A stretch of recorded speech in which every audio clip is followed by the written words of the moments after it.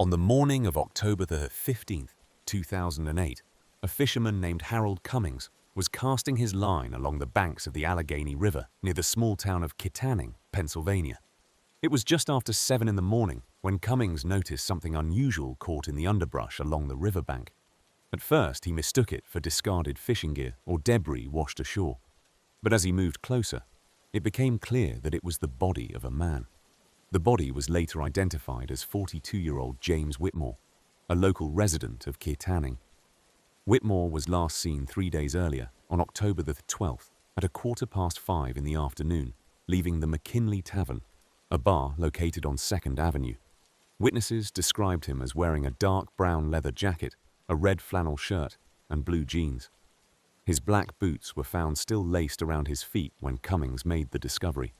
Detective Alan Marsh, who first arrived on the scene, noted in his initial report that the body was partially submerged, with only the upper torso and head visible above the waterline. According to the Armstrong County coroner, Dr. Evelyn Parks, the estimated time of death was between 11 at night on October the 12th and 2 in the morning on October the 13th.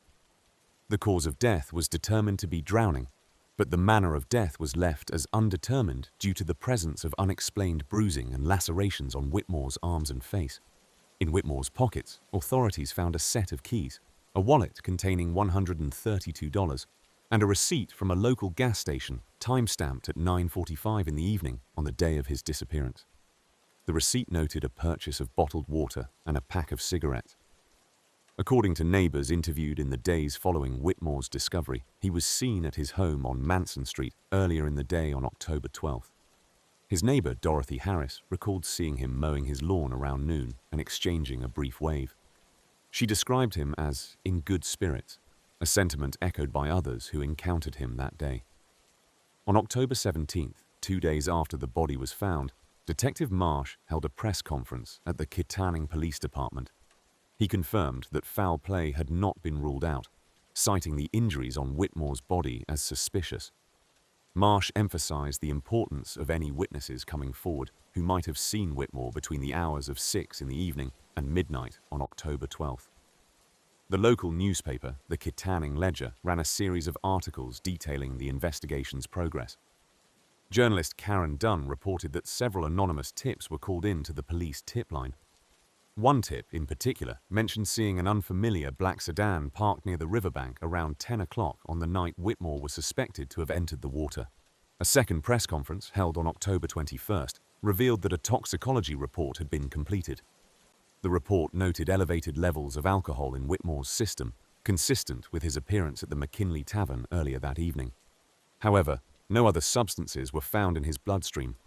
Despite this, the case took an unforeseen turn when Dr. Parks disclosed that a peculiar substance was found under Whitmore's fingernails, a type of fine red sand not naturally found in the area.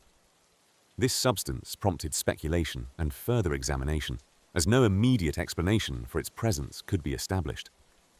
As the investigation continued, Detective Marsh and his team sought out anyone who had been in contact with Whitmore on the day of his disappearance. Interviews with patrons of the McKinley Tavern indicated that Whitmore had spent several hours at the bar, talking with various acquaintances, but leaving alone. Surveillance footage from a nearby gas station confirmed his presence there shortly before 10, as suggested by the receipt found on him. By November, the case had drawn attention from the Pennsylvania State Police, who offered additional resources to assist in the investigation. However, despite extensive interviews and forensic analysis, no new leads emerged. In mid-November, a review of Whitmore's phone records provided a faint new thread. A call made shortly after 9 on the evening he vanished. The call was to a number registered to a prepaid cell phone, which proved untraceable.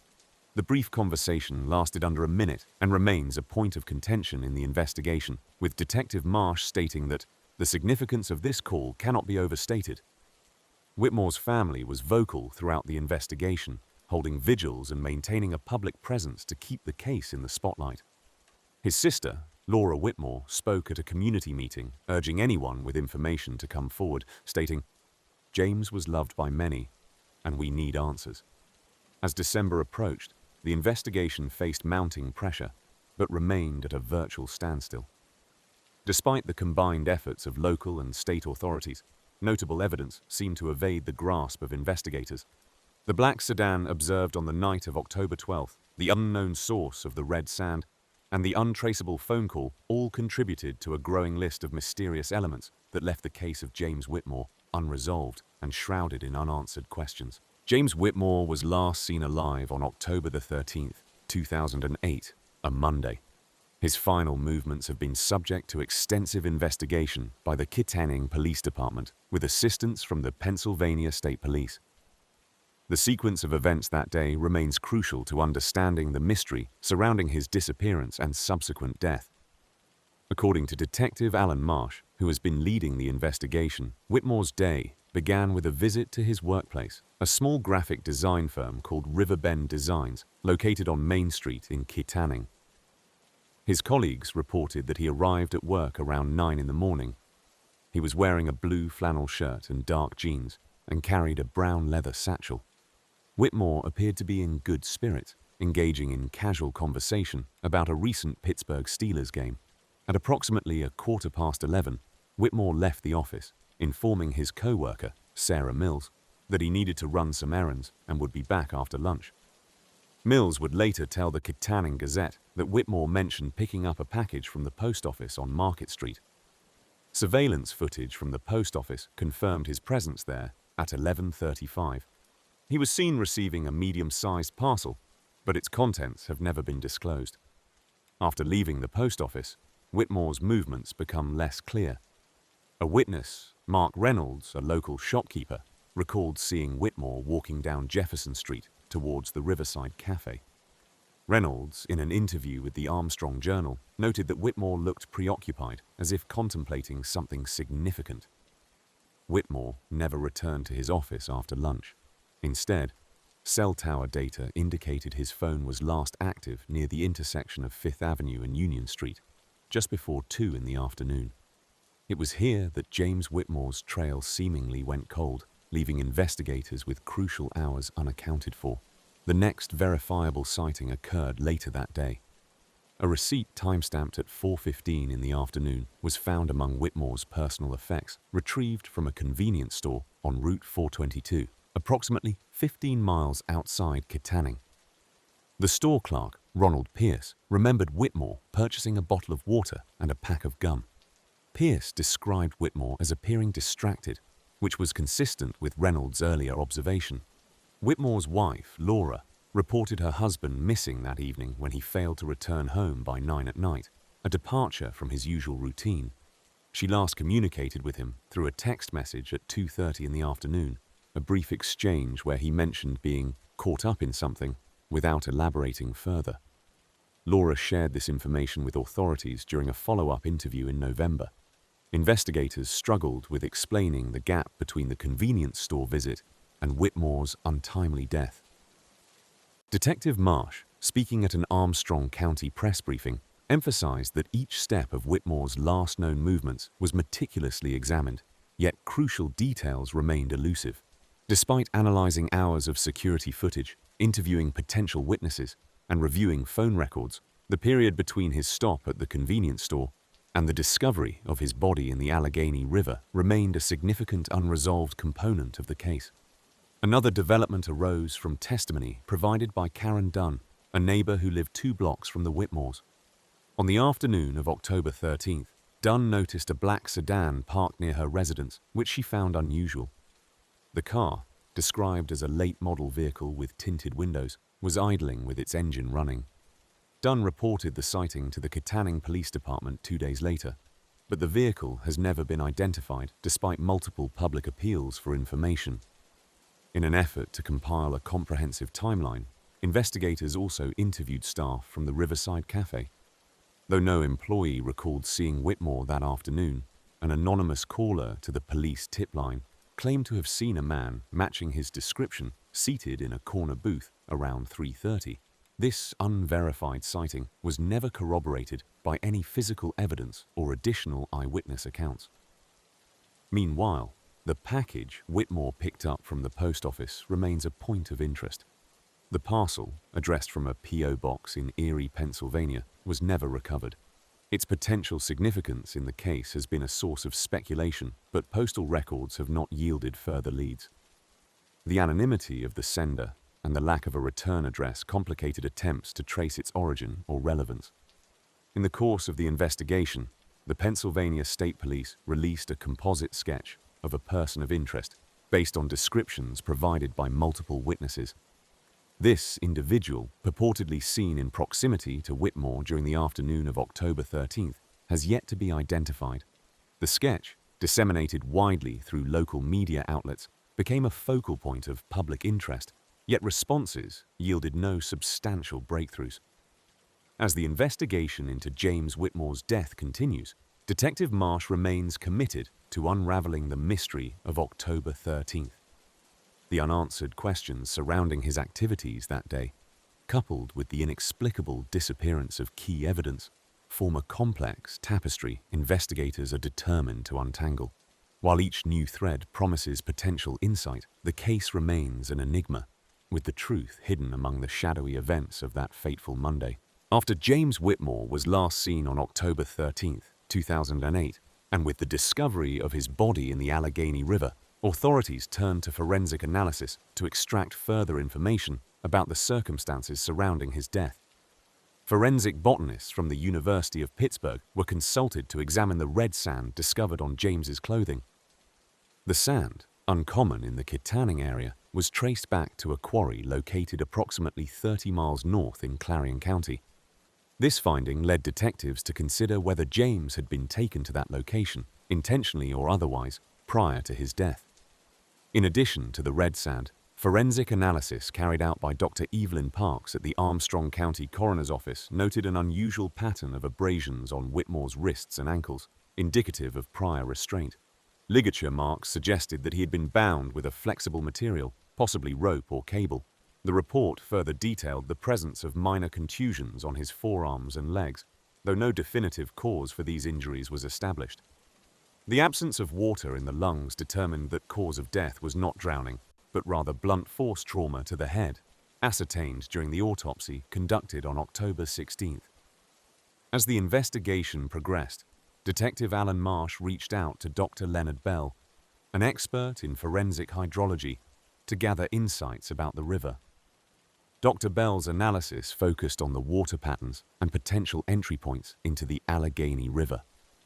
Based on hydrological data, Dr. Bell suggested that the body may have entered the river approximately 6 miles upstream from the discovery point near an area known locally as Silver Point.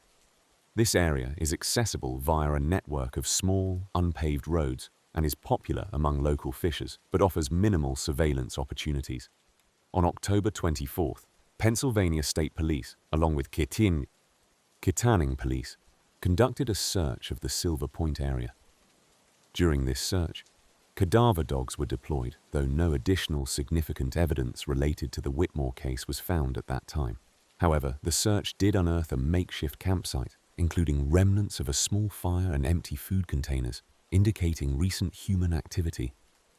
While forensic teams collected samples from the site, no direct link to James Whitmore was established. Meanwhile, detectives delved into Whitmore's personal and professional life.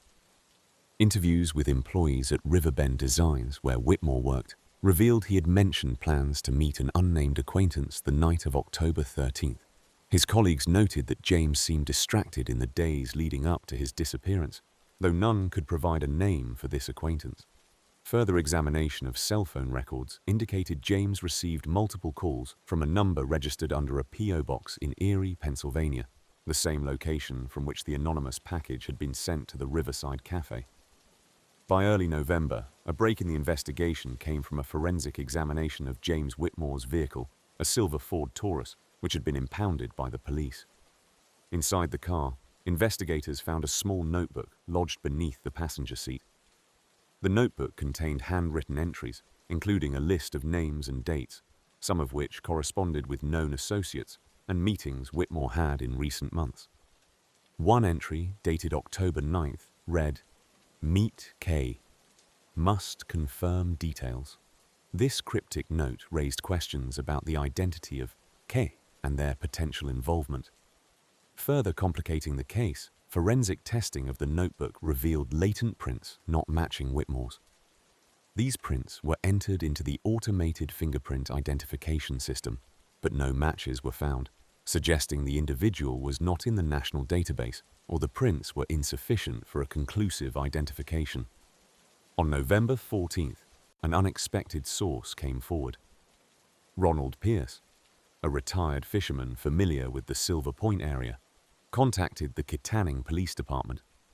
In his statement, he recalled seeing a black sedan parked near the riverbank on the evening of October 12th, the same model identified by Karen Dunn in her earlier testimony. Pierce stated that he noticed a man matching the description of the composite sketch standing by the vehicle, appearing to load something into the trunk. His account was corroborated by a second witness, Judith Chambers, who remembered seeing the sedan but could not confirm the identity of the individuals involved. Despite the new leads, the investigation faced significant challenges. The case files grew thicker, yet tangible progress remained elusive. Detective Marsh expressed the frustration of the investigation during a November 18th press conference, stating, "Every piece of evidence provides a fragment of clarity, yet the picture remains incomplete." By December, the Pennsylvania State Police had received over 200 tips, most of which failed to produce viable leads. In a continued effort to resolve the case, an appeal was made to the public through local media, including the Kittanning Times, in the hope that renewed attention would draw out further information. However, as the year drew to a close, the investigation into the death of James Whitmore remained open, with key questions unanswered and new inquiries still emerging. On November 5th, 2008, investigative reporter Jennifer Collins of the Kittanning Times published an article scrutinizing several individuals who were known to have been in contact with James Whitmore in the days leading up to his disappearance. The article highlighted the discrepancies in their alibis, which had not been previously detailed by law enforcement. Detective Alan Marsh confirmed in a press briefing the following day that the police department was indeed re-evaluating statements provided by key witnesses and associates. Among those questioned was Thomas Wheeler, a co-worker at Riverbend Designs. According to Collins's investigation, Wheeler had reportedly told police he was at home on the night of October 12, 2008, watching televised sports. However, subsequent interviews with neighbors suggested Wheeler was not seen returning home until well past midnight. Surveillance from a convenience store a block away noted a vehicle matching the description of Wheeler's car, pulling up at 11:30 that night. This detail added a new layer to the inquiry into his whereabouts. Meanwhile, Karen Dunn, a personal acquaintance of Whitmore, had already been of interest due to sightings of her black sedan. Her initial statement placed her at a family gathering in Butler County on the evening in question. However, phone records obtained through a warrant indicated that her cell phone pinged off a tower near the Riverside Cafe at approximately 9:30 that evening, contradicting her prior account.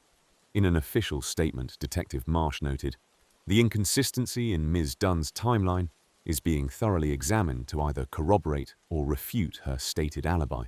The investigation also revisited the testimony of Ronald Pierce, who maintained he last saw Whitmore at the Riverside Cafe on October 13, 2008.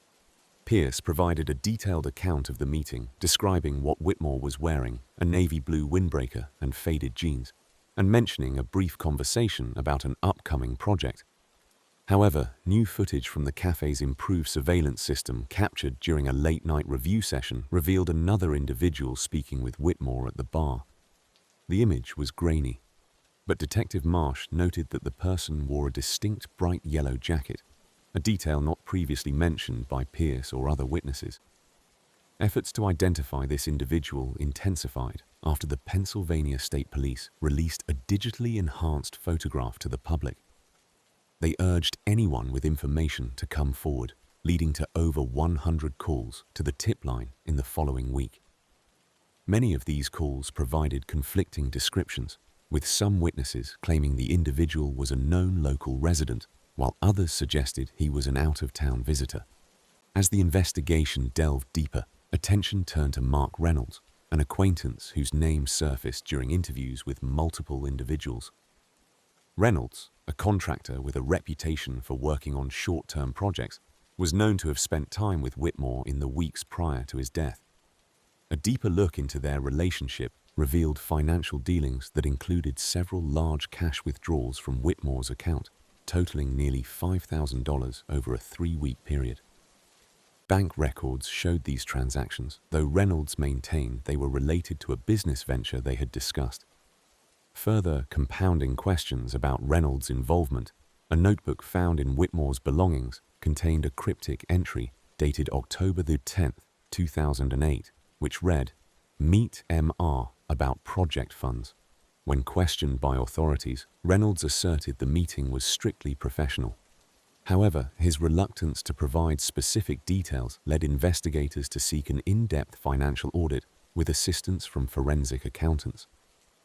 In addition to financial inquiries, the presence of red sand found on Whitmore's clothing remained unexplained. Laboratory analysis, as per the Armstrong County Coroner's report, identified the sand as having a unique mineral composition associated with a quarry in Clarion County. A search of the area, conducted by state police, found no direct links but raised questions about Whitmore's recent activities and possible connections to the site. As the case continued, family members of Whitmore expressed growing frustration with the lack of resolution. Laura Whitmore, his sister, in a recorded interview with the Kittanning Times on November 20, 2008, stated, "James had no known enemies. We can't understand how this happened without anyone knowing more." Her statement echoed the sentiments of many in the community who were following developments closely. By December 1, 2008, the Pennsylvania State Police confirmed they were expanding the search parameters and consulting with additional forensic experts. They also announced plans to convene a grand jury to explore potential charges, depending on forthcoming evidence. However, the absence of a clear motive, coupled with numerous conflicting accounts, continued to hinder progress. While investigators pursued each lead methodically, the mystery of James Whitmore's final days deepened.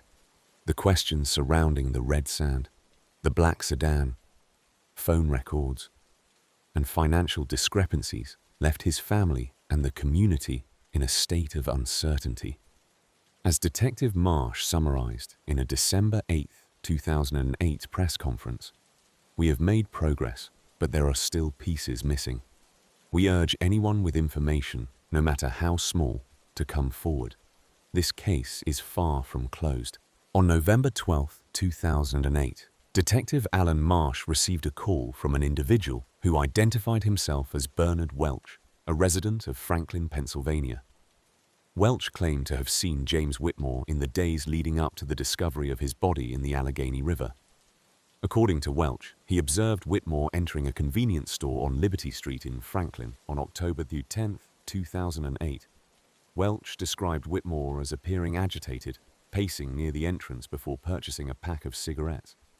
This sighting added a new location to Whitmore's last known movements, suggesting he might have traveled further than initially believed.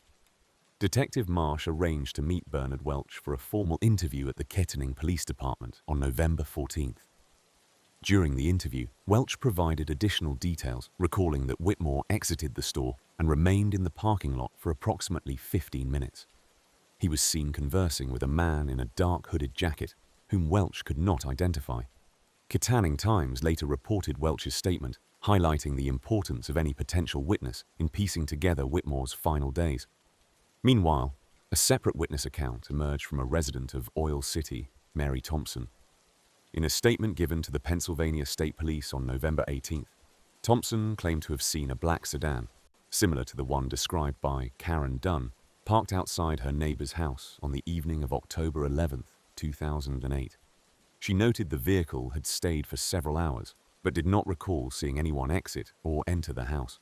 This vehicle matched descriptions from earlier reports, yet its consistent appearance in varying locations without direct ties to known associates of Whitmore deepened the uncertainty surrounding its connection to the case.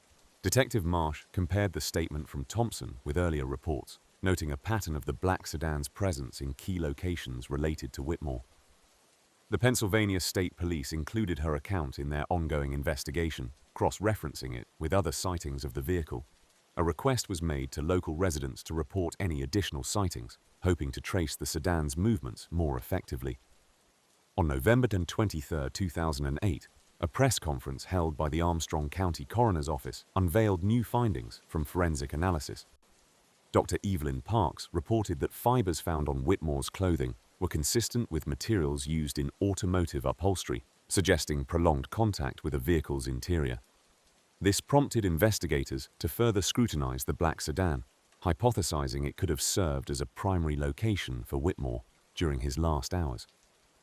While the investigation continued, a new character emerged: Jack Hollis, an employee at a gas station on Route 68 in Butler County.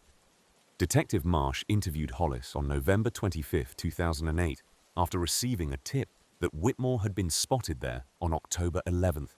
Hollis recalled an encounter with a man fitting Whitmore's description who had asked for directions to Interstate 80, seeming disoriented and anxious. Hollis described Whitmore as wearing a blue jacket and khaki pants, details that matched the clothing found on Whitmore's body. On November 30th, a tip line established by the Pennsylvania State Police received a call from a woman identifying herself only as Julie. She claimed to have seen Whitmore at the Riverside Cafe on the afternoon of October 12, 2008. Julie described Whitmore as sitting alone, repeatedly checking his watch and leaving abruptly after receiving a phone call. Detective Marsh sought to confirm the authenticity of this account by reviewing the cafe's security footage, but no such recording from the date was available due to technical failures reported by the cafe's management. The investigation also unearthed new evidence from technological sources. On December 2, 2008, data obtained from Whitmore's cell phone provider revealed a call made to a number registered under the alias K. Harris on October 13th. Attempts to trace this number led to a disconnected line with no subscriber records available. This raised further questions about the identity of K mentioned in Whitmore's notebook and their potential involvement in his disappearance. By December 5, 2008, the Pennsylvania State Police had expanded their focus, reaching out to nearby jurisdictions for possible connections to other unsolved cases. Detective Marsh, in conjunction with the FBI field office in Pittsburgh, began examining similar cases in the region, particularly those involving unexplained appearances of black sedans and similar patterns of victim behavior. The complex web of witness accounts, vehicle sightings, and forensic evidence continued to challenge investigators, suggesting multiple potential scenarios, but firmly resolving none. As the community in Kittanning grappled with the ambiguity and the ongoing media attention, the investigative team pressed forward, aware that each new lead, no matter how small or convoluted, held the potential to bring clarity to the baffling case of James Whitmore. On December 10, 2008, just over a month after the body of James Whitmore was discovered, the investigation reached another critical juncture.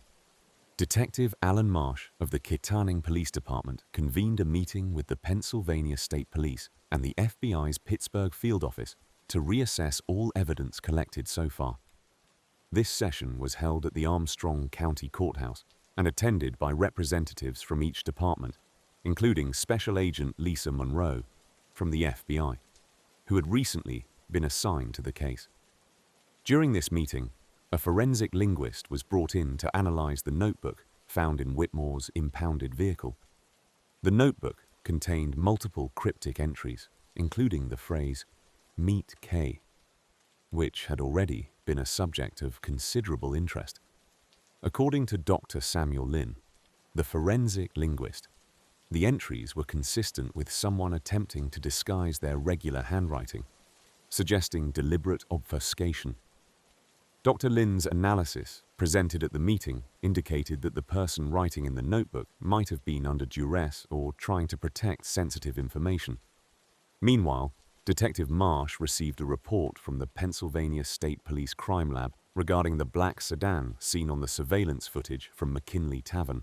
The lab matched a paint sample found at a location near Route 422, the site of an alleged witness sighting, confirming it was consistent with the paint used by a manufacturer during the sedan's production year.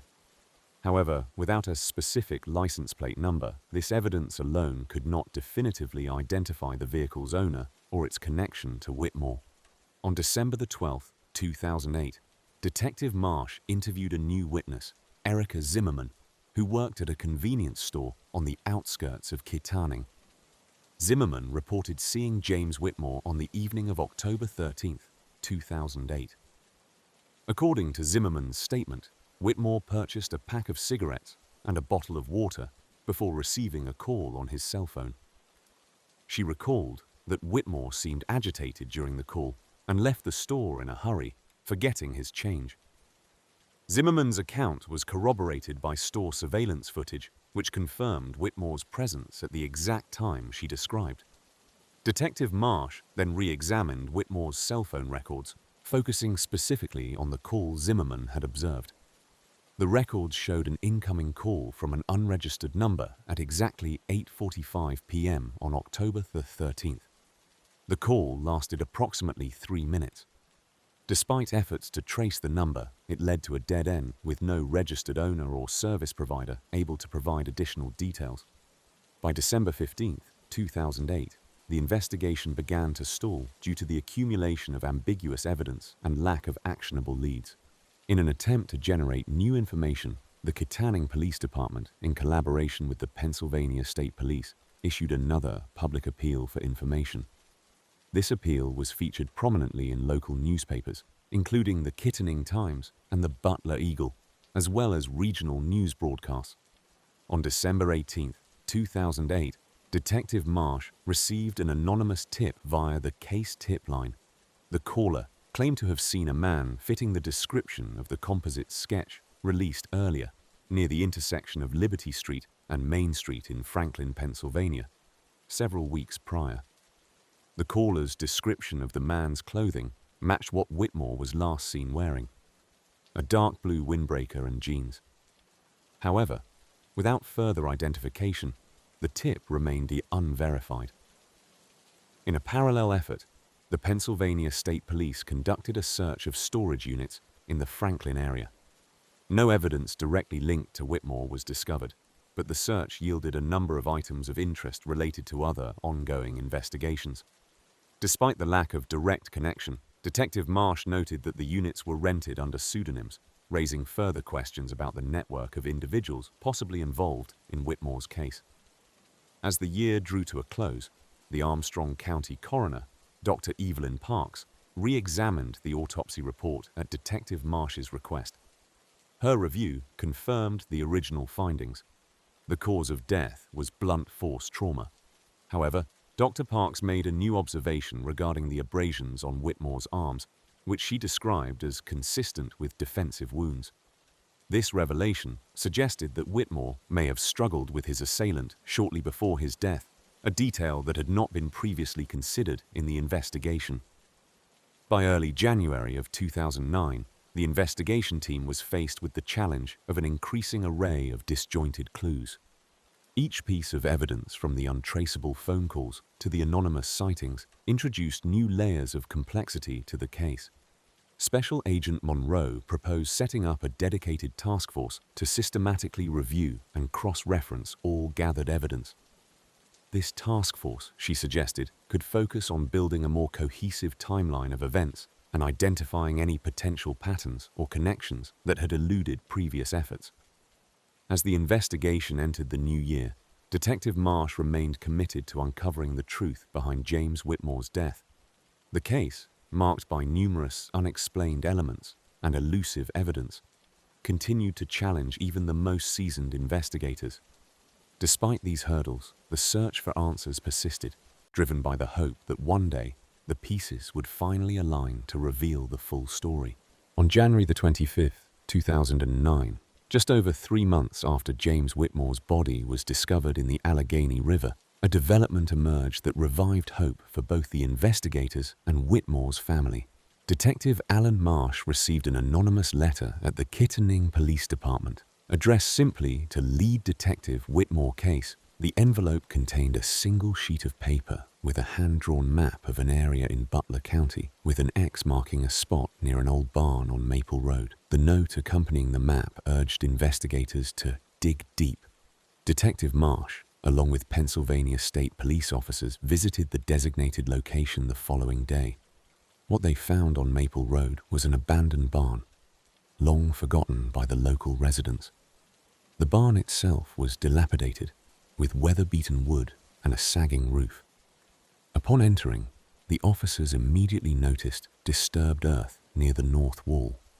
A preliminary excavation revealed a set of human remains buried beneath the dirt. Subsequent forensic analysis conducted by Dr. Evelyn Parks at the Armstrong County Coroner's Office confirmed that the remains belonged to an unidentified male and that the decomposition suggested they had been buried for several years.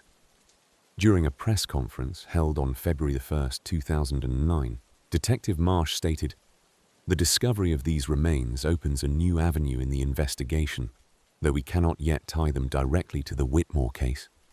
It is a lead we cannot ignore." While the identity of the deceased remained unconfirmed, the Pennsylvania State Police expanded the investigation to include missing persons reports from the past decade, hoping to match the remains with a previously unsolved case. Meanwhile, in early February, a tip came in to the FBI Pittsburgh field office from a caller who identified herself as Leanne. According to the call transcript, Leanne claimed to have seen a man matching James Whitmore's description speaking with two unknown men near the McKinley Tavern on the evening of October 12, 2008. She described one of the men as wearing a Pittsburgh Steelers cap and the other with a distinct scar over his right eye. Leanne refused to provide further details or her contact information, citing fear for her safety. Her tip was forwarded to Detective Marsh, who began a search for witnesses who could corroborate her account. On February 10, 2009, the Butler Eagle published an article discussing a possible connection between the anonymous map and the recent discoveries near the Allegheny River. The piece raised questions about the existence of a serial offender operating in the region, speculating that an unknown individual might be responsible for the deaths of both Whitmore and the unidentified male. However, the article also highlighted that no physical evidence had yet linked the two cases, leaving the theory largely speculative. Later that month, new forensic evidence provided yet another twist. A re-examination of items found with Whitmore's body revealed a small fragment of fabric lodged in his watchband. Dr. Samuel Lynn, a forensic analyst from the FBI, determined that the fabric did not match any of Whitmore's known clothing. The material was identified as a unique polyester blend often used in upholstering high-end vehicles. The discovery prompted investigators to revisit the possibility that Whitmore had been in a luxury car on the night of his disappearance, potentially linking back to the black sedan previously reported by several witnesses. As the investigation progressed into March of 2009, the task force, now bolstered by additional agents from the FBI, conducted a thorough search of regional luxury car dealerships as well as repair and upholstery shops, attempting to track down vehicles that might have utilized the specific fabric. Despite visiting over 24 locations and interviewing several employees, no further leads emerged from this line of inquiry. In a surprising turn of events, on April 8, 2009, a local journalist from the Kittanning Times, Robert Hayes, received an unsolicited package at his office. Postmarked from Erie, the package contained a series of photographs depicting a man closely resembling James Whitmore in various locations across Pittsburgh. The images were undated and showed the man engaging with unknown individuals in what appeared to be routine meetings. Hayes turned over the photographs to the Kittanning police, who were unable to verify their authenticity or timing. The images added another layer of complexity to the case, suggesting potential misidentification or manipulation. Despite the apparent dead ends, the emergence of new information kept the case alive in the public's mind. Family members of James Whitmore, particularly his sister Laura, remained vocal, urging anyone with information to come forward. She was quoted in a local television interview saying, "James deserves justice, and we won't stop until every stone is unturned." By mid-April 2009, the task force had compiled an extensive dossier comprising interviews, forensic reports, and tips. They also issued a renewed public appeal for information, highlighting the specific details of the discovered fabric, and urging anyone with knowledge about the man with a scar over his eye to contact the tip line. With the newly discovered remains, the mysterious photographs, and the ongoing search for the black sedan, the investigation into James Whitmore's death continued to evolve, captivating the attention of both law enforcement and the community. Yet, despite the revived efforts and abundant mysteries, the case remained unsolved, leaving investigators and the Whitmore family seeking answers amid a web of complexity and unanswered questions. Detective Alan Marsh, who had been leading the investigation into the case of James Whitmore, began receiving anonymous letters in mid-February of 2009. According to a statement given by Marsh on March 2, 2009, these letters contained cryptic passages and referenced the Allegheny River, but offered no concrete leads or names. The Pennsylvania State Police reviewed the handwriting and confirmed their initial conclusion that it did not match any known associates of Whitmore. Despite extensive analysis by forensic experts, the origin of the letters remained undetermined. By March 10, 2009, the task force, which included the FBI based in Pittsburgh, had yet to piece together a coherent motive or clear suspect in the case. The only solid evidence was the red sand found on Whitmore's clothing, linked to a quarry in Clarion County. However, this connection led to a dead end as no witnesses or surveillance footage could place Whitmore or any persons of interest near the quarry in the days leading up to his death. On March 15, 2009, a new piece of potential evidence emerged when a fisherman, Gary Hollister, reported finding a wallet while fishing near the spot where Whitmore's body was discovered. The wallet contained an expired driver's license belonging to James Whitmore and several business cards from local enterprises, including Riverbend Designs, where Whitmore had been employed. According to Detective Marsh's report filed on March 20th, the wallet was undergoing analysis for fingerprints and DNA, but none yielded definitive results. No foreign DNA was detected that could lead to a suspect. Meanwhile, the FBI's special agent Lisa Monroe continued to pursue the possibility of an organized crime connection. She focused on the black sedan last seen in the vicinity of McKinley Tavern on October 12, 2008. Despite extensive interviews with residents and checks on vehicle registrations, no clear links to known criminal enterprises were established. The sedan, described in an anonymous tip as having tinted windows and out-of-state plates, remained elusive. In late March, the investigation turned its attention to an individual known only by the name Kay Harris, mentioned in a notebook found in Whitmore's impounded vehicle. Detectives managed to trace a connection to a small construction firm operating in Butler County. On March 25, 2009, Detective Marsh, accompanied by Pennsylvania State Police officers, conducted interviews with the firm's employees. However, no one recalled a Kay Harris, nor was there any evidence in company records to suggest such a person had been employed or associated with the business. The press speculated on various theories, from financial disputes to personal vendettas.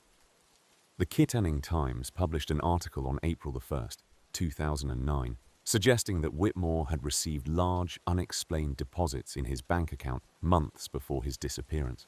However, the article failed to provide verifiable sources, and the FBI, reviewing financial records, found no irregularities that could indicate illicit activity or extortion. Laura Whitmore, James's wife, continued to seek closure. According to an interview conducted with her by the Butler Eagle on April 5, 2009, Laura expressed frustration at the lack of answers and the persistent questions that haunted her. She mentioned James's unusual behavior in the weeks before his disappearance, including late nights and secretive phone calls. However, phone records analyzed by the FBI's digital forensics team failed to shed light on these communications, as many calls were to unregistered numbers. As April stretched into May, the task force expanded its search to include social media connections. Detective Alan Marsh stated at a press briefing on May 10, 2009, that investigators were combing through Whitmore's online interactions in search of any potential threats or unusual contacts. Despite these efforts, no suspicious activity was flagged. On May 15, 2009, a new lead emerged when a local mechanic, Todd Rayner, reported working on a vehicle matching the description of the black sedan. According to Rayner's statement, the vehicle had been brought in for repairs in early October 2008 and was picked up by a man in his late 30s who paid in cash. Detective Marsh's subsequent report indicated that Rayner was unable to recall any distinguishing features of the man, and no documentation of the transaction was available. In an unexpected twist, on May 22, 2009, a partial footprint was discovered near the quarry where the red sand originated. The footprint, preserved in the clay-like ground, was sent to the FBI laboratory for comparison. Several weeks later, results confirmed that the print did not belong to Whitmore, but the size and tread pattern were too common to narrow down potential suspects. With each new development, the questions surrounding James Whitmore's death continued to multiply. Theories diverged, and leads grew cold.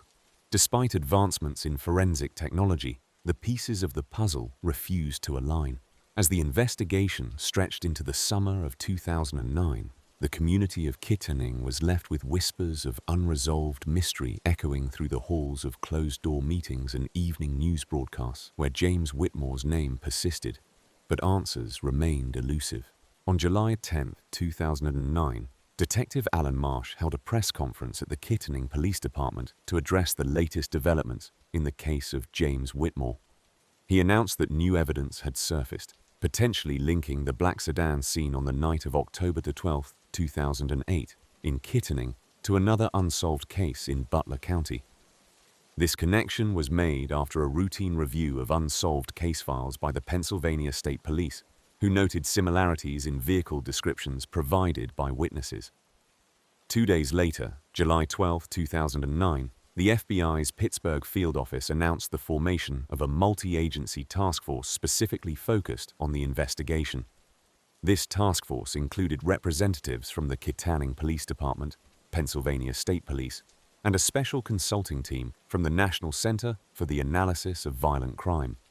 The objective was to re-evaluate all evidence collected thus far and explore new forensic techniques that had become available in the past few months. On July 15, 2009, a forensic team re-examined the clothing James Whitmore was wearing at the time of his death. Initial reports had described his attire as a blue button-down shirt, dark jeans, and brown leather shoes. However, this renewed examination uncovered a small trace of an unknown fibrous material embedded within the fabric of his jeans. This material, previously overlooked, was sent to the FBI lab for analysis. Preliminary results suggested a synthetic blend not commonly found in consumer fabrics, prompting further investigation into its origins. Dr. Evelyn Parks, the Armstrong County coroner, provided an updated autopsy report on July 20, 2009. The report included additional observations from the new forensic examination. Dr. Parks noted that while the cause of death remained blunt force trauma, additional bruising patterns on Whitmore's upper arms suggested he may have been forcibly restrained before his death. These findings raised further questions about the circumstances leading up to his demise. On July 25, 2009, Special Agent Lisa Monroe conducted interviews with several of James Whitmore's former co-workers at Riverbend Designs. During these interviews, an employee named Greg Hollander mentioned a conversation he had overheard between Whitmore and a man identified only as Kevin regarding a potential business venture. Hollander indicated that Whitmore appeared both intrigued and cautious about the opportunity. This conversation had taken place in early October 2008, shortly before Whitmore's disappearance. Following this lead, Detective Marsh sought to identify Kevin and understand his connection to Whitmore. The Kittanning Times reported on July 28, 2009, that the investigation team had managed to track down a Kevin Harris, a local entrepreneur with multiple business interests in the region. Harris willingly came forward for questioning but denied any knowledge of Whitmore's disappearance or involvement in any business dealings with him. Despite his cooperation, investigators remained skeptical due to inconsistencies in his timeline during the period in question. August 5, 2009, brought an unexpected development when a local farmer, Ben McCabe, discovered a rusted metal toolbox near a secluded area of the Allegheny riverbank. The location was approximately 2 miles from where Whitmore's body was recovered. Inside the toolbox, police recovered a variety of tools and a journal containing cryptic entries. The journal made vague references to RW and the Red Quarry, prompting speculation that it could be linked to Whitmore's murder. This discovery led investigators back to the red sand found on Whitmore's clothing, which had been traced to a quarry in Clarion County. On August 10, 2009, a team revisited the site, searching for any signs of recent activity or further evidence. Cadaver dogs were brought in, but no additional remains or relevant items were uncovered. The area was surveyed using ground-penetrating radar, which did not reveal any anomalies. As part of the broader investigation, the task force also examined recent anonymous tips and letters received by the Kittanning Police Department. By August 15, 2009, over 50 new tips had been processed, though none provided substantial new information regarding the case. Detective Marsh emphasized the importance of these tips, urging anyone with potential knowledge about James Whitmore's activities prior to his disappearance to come forward. On August 20, 2009, in a move to maintain public interest and solicit assistance, the Butler Eagle published a feature story highlighting the unanswered questions surrounding Whitmore's death. The piece included interviews with his family and friends, painting a picture of a man who was well-liked and admired within his community. James's sister, Laura Whitmore, expressed her ongoing anguish and determination to find closure, stating in the interview, "We just want to know what happened to James and why." As summer turned to fall, the investigation was at a crossroads. Despite the concerted efforts of multiple law enforcement agencies, the murder of James Whitmore remained unsolved, with no arrests made. Detective Marsh and his team continued their pursuit, driven by the mounting pressure from the community and the haunting mystery of the evidence that was never explained. By August 29, 2009, the investigation into the death of James Whitmore was an ongoing and complex case. The case, still officially unsolved, remained open as the Kittanning Police Department, Pennsylvania State Police, and FBI continued their efforts to uncover the truth behind Whitmore's death. Detective Alan Marsh, who had been leading the investigation since its inception, was quoted in an August interview with the Butler Eagle as saying, "We are pursuing every possible lead and will not stop until we have answers for the Whitmore family." In an unexpected development on September 1, 2009, a forensic audit of James Whitmore's financial records was initiated. This audit, conducted by forensic accountant Margaret Linton, revealed an unusual transfer of funds. On October 10, 2008, 3 days before Whitmore was last seen alive, $30,000 had been transferred from his account to an unnamed account based in Franklin, Pennsylvania. This transfer had not been previously detected and prompted investigators to explore potential motives related to Whitmore's financial dealings. September 10th brought another layer of intrigue to the investigation when a new piece of evidence surfaced. An anonymous package was delivered to the FBI field office in Pittsburgh. Inside was a set of keys, a pocket-sized notebook, and a photograph of an unfamiliar man standing by a red quarry. The postmark indicated it had been sent from an address in Erie, Pennsylvania, but no further identification was found. The photograph was examined by forensic analyst Dr. Josephine Carroll, who confirmed the background matched the distinctive red sand landscape of the Clarion County quarry, a location already significant in the investigation. The following week, on September 17, 2009, a retired private investigator named Henry Caldwell contacted the Kittanning Police Department. Caldwell claimed to have observed suspicious activity involving a black sedan near Route 68 on the night of October 12, 2008. He noted seeing two individuals moving what appeared to be a large, heavy object from the vehicle into a nearby wooded area. Caldwell's account was corroborated by cell tower records indicating the presence of multiple devices in the area at the time, though the owners of these devices remained unidentified. In October 2009, the Pennsylvania State Police received a tip from an individual identified only as Alex.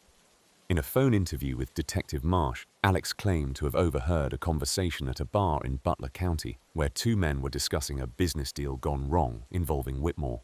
Alex provided descriptions of the men, neither of whom matched any individuals previously associated with the case, prompting investigators to consider the possibility of new suspects.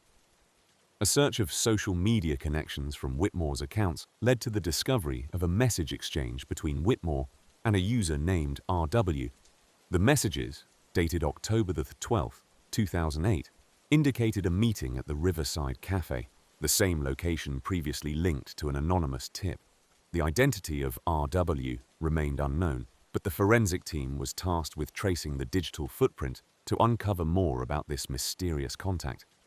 In late October, a series of interviews were conducted with former employees of Riverbend Designs, where Whitmore had worked before his death. Co-worker Emily Vasquez recalled an unusual incident on October 11, 2008, when Whitmore appeared anxious and left the office abruptly after receiving a phone call. Another colleague, Leo Tanaka, mentioned seeing Whitmore talking with a man he did not recognize in the company parking lot later that evening.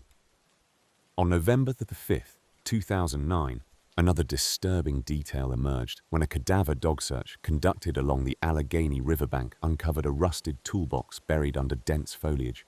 Inside the toolbox were various tools, a blood-stained cloth, and a leather-bound journal with the initials RW embossed on the cover.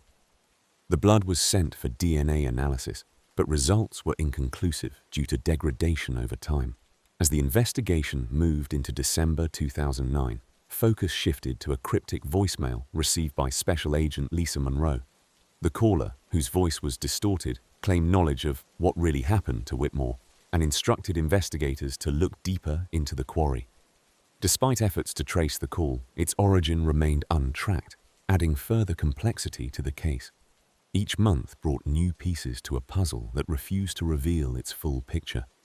By December 25, 2009, the media continued to cover the case extensively, with articles in the Kittanning Times and Butler Eagle drawing national attention. The public was left with more questions than answers, and the Whitmore family persisted in their call for justice. As the year came to a close, Detective Marsh reiterated his commitment to solving the case, asserting in a press conference that no stone will be left unturned. The task force, expanded to include experts from the National Center for the Analysis of Violent Crime, continued to sift through the evidence, aware that the key to solving the mystery of James Whitmore's death might lie in the unexplained fragments of his life. The case of James Whitmore remains one of the most perplexing unsolved mysteries in Pennsylvania, a testament to the enduring complexity of unraveling the truth from a web of unanswered questions.